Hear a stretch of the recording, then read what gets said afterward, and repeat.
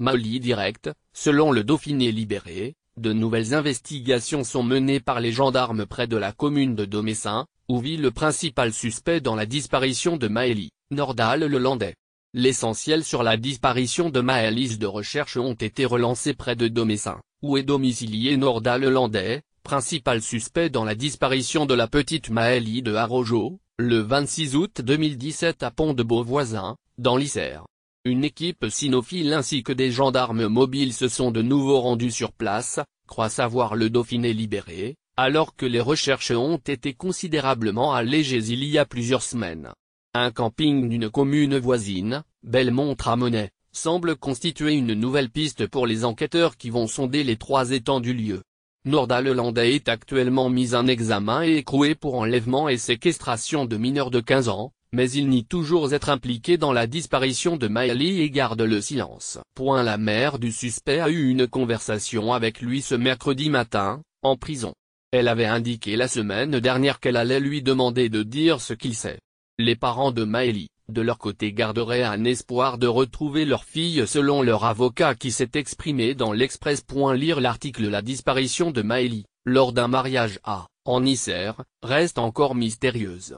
Maëlie d'Arrojo, 9 ans, a été vue pour la dernière fois à 3 h du matin dans la nuit du samedi 26 au dimanche 27 août, lors du mariage d'un cousin de sa mère, dans la salle des fêtes de Pont-de-Beauvoisin.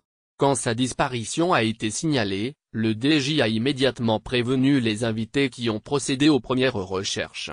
Elle a été cherchée pendant 1 heure environ par sa famille, qui a ensuite alerté la gendarmerie, a indiqué Violaine Demarais, sous-préfète de Grenoble. Un appel à témoins a été lancé pour retrouver la fillette. Maëlie de Arrojo mesure 1,30 m, pèse 28 kg, a la peau mate, les yeux marrons et les cheveux châtains.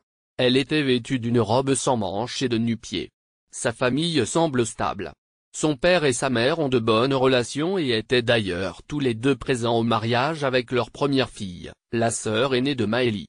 Le numéro à contacter si vous pensez la reconnaître est le 04.76.37.00.17. Dès dimanche 27 août, les environs de la salle des fêtes de Pont-de-Beauvoisin ont été passés au peigne fin. Un hélicoptère, 6 mètres chiens, ainsi qu'une centaine de gendarmes ont fouillé les résidences, les espaces boisés, la forêt. Des plongeurs ont sondé la rivière du Guiers, non loin du lieu de la disparition, et des spéléologues sont même allés inspecter des cavités dans les environs. Des renforts sont arrivés mercredi 30 et jeudi 31 août pour intensifier les recherches.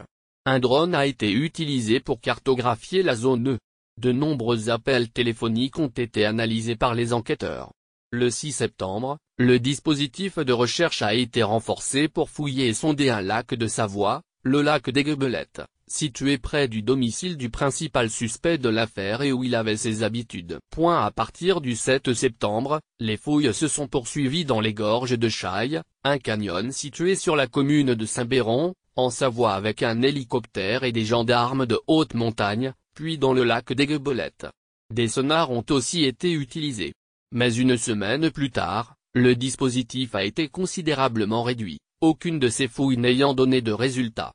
L'enquête se concentre désormais sur les signalements reçus grâce à l'appel à témoins. Les enquêteurs se tournent vers la piste de l'enlèvement. Lundi 28 août, le parquet de Bourgoin-Jallieu indiquait que les recherches se déroulaient sous la qualification d'enlèvement.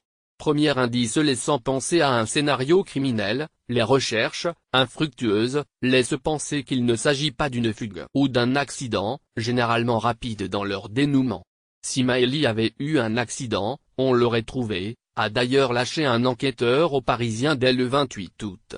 Lors d'une conférence de presse le lendemain, la procureure de la République de Bourgoin-Jallieu ajoutait que la piste criminelle n'était plus écartée, compte tenu du temps écoulé depuis la disparition. L'attention portée par les enquêteurs à trouver d'éventuels suspects, dès les premières heures de l'enquête, est aussi flagrante. Les invités du mariage ont tous été entendus. Les films du mariage ont été saisis et examinés eux aussi. Les participants à 2 autres fêtes, dans une salle paroissiale et dans un bar, à quelques centaines de mètres de là, ont aussi été entendus. Le domicile du gardien de la salle des fêtes où avait lieu le mariage a été perquisitionné le mardi 29 août. Autre élément qui semble écarter un accident, Un chien de la gendarmerie chargé de suivre la trace de Maëlys est arrêté.